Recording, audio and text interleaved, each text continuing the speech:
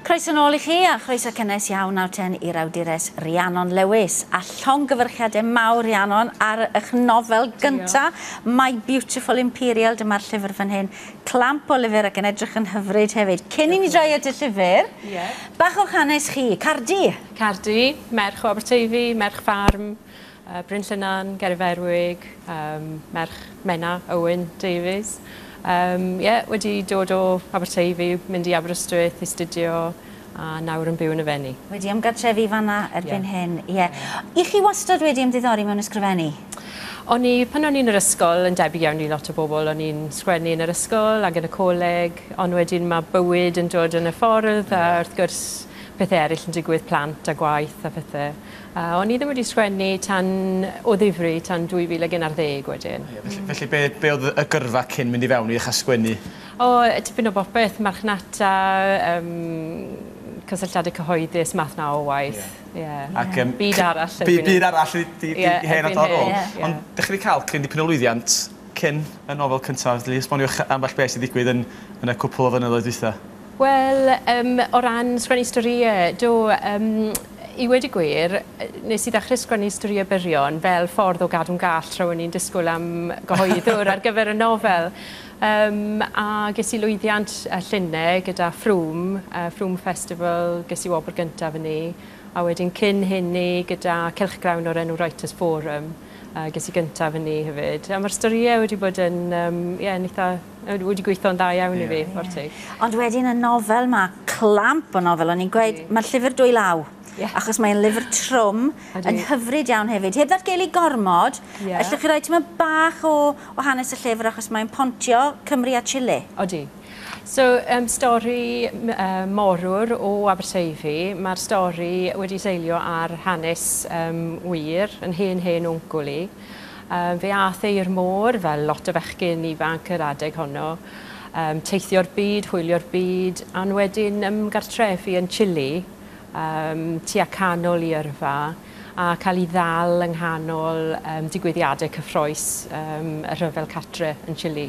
Felly, Deifi di'r cymeriad. Deifi yw'r cymeriad. Felly, be wyddoch chi am Deifi ar hanes yna o flaen llaw? Wel, o flaen llaw, oedd lluniau gyda ni yn hongian yn shed yn Haki, yn I weithdi fe. Oedd na ddoi lun, llun o'r wncwl a llun o'r llong. Ac ar y gwylod oedd e'n dweud mae enw'r llong oedd yr Imperial a bod hi wedi bod yn y rhyfel catre yn Chile yn 1891. A wedyn, o'n I bai am hynny, oedd yna album luniau wedyn, nath mam safio o'r tân wrth glirio tŷ. A na'r unig bethau oedd gyda ni heblaw am ambell I stori bach amdano fe. Felly, oedd ydych chi ryw esgyn sychion a wedyn rhoi cig ar rheini a chreu stori wedyn o gwmpas eie? Oedd esgyn sychion gyda ni, a wedyn oedd y byg hanes teulu gyda fi beth bynnag, oedd mam yn olrhain achos achu teulu. A fe I wedyn I hwylo mwy amdano fe. A bob peth o'n i'n darganfod, oedd y stori'n mynd mwy a mwy anhygoel. A o'n I just yn, Oedd hi'n hawdd wedi ddarganfod gwybodaeth am tybio hanes y llong cyn gymaint o dim? Na, dim o gwbl. Oedd na un erthygl mewn cylchgrawn eitha enwog ar y pryd, The Graphic, o'r flwyddyn, yr un flwyddyn.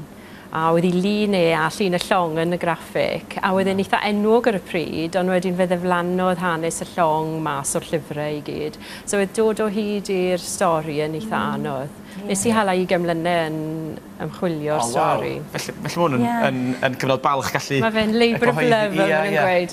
A hefyd, wrth gwrs, mae e wedi bod yn rhywbeth I chi wedi gallu gweithio yna fe fel teulu mewn ffordd, achos y mab nath gynllunio'r clawr. Mab Steffan Glyn sydd wedi gwneud y clawr, war y teg, pan ddath yr cyhoeddwr ata I a dweud bod nhw'n hapus I gyhoeddi'r llyfr, wedys I ar un amod bod Steffan sy'n ddilynydd yn cael gwneud y clawr. Ac I chi wedi cael ymateb anhygoel? Ydw.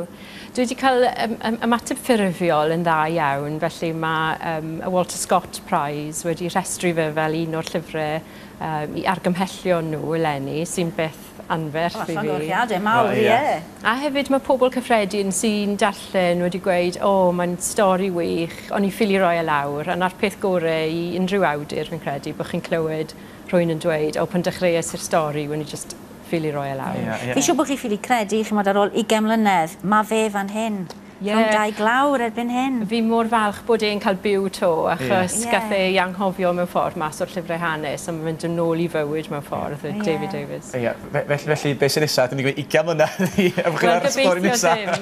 Wel, gobeithio ddim. Y peth fi'n gobeithio bydd yn haws ymchwilio'r ail nofel. Mae yna nofel i ddod ar ôl hon. Yn dilyn? Yn dilyn hon, ie. Yn mynd nôl peth amser ac ymlaen peth amser. Ond gobeithio bydd yn bach yn haws ymchwilio'r un nesaf nawr. Las o'n cefn i ddod, ie. Gallai hwb i fynd ymlaen nawr yn gweld y llyfr yma'n edrych mor wych, de. Mae llongyfarchiadau mawr ar bopeth, ar y llwyddiant i gyd. Ie, hyfryd. Yn gallu'n ôl i drafod yr nesaf, felly fydd. Mae'n barod. Os ydych chi ddiddordeb, Victoria Press sy'n gyfrifol, mi gewch chi... Victorina Press sy'n gyfrifol, ie. Mi gewch chi siop Awen Teifi hefyd. Ie, Awen Teifi, cefnogi Awen Teifi. Ie, na ni. Diolch yn fawr iawn. Diolch. Diolch. Pob hwyl.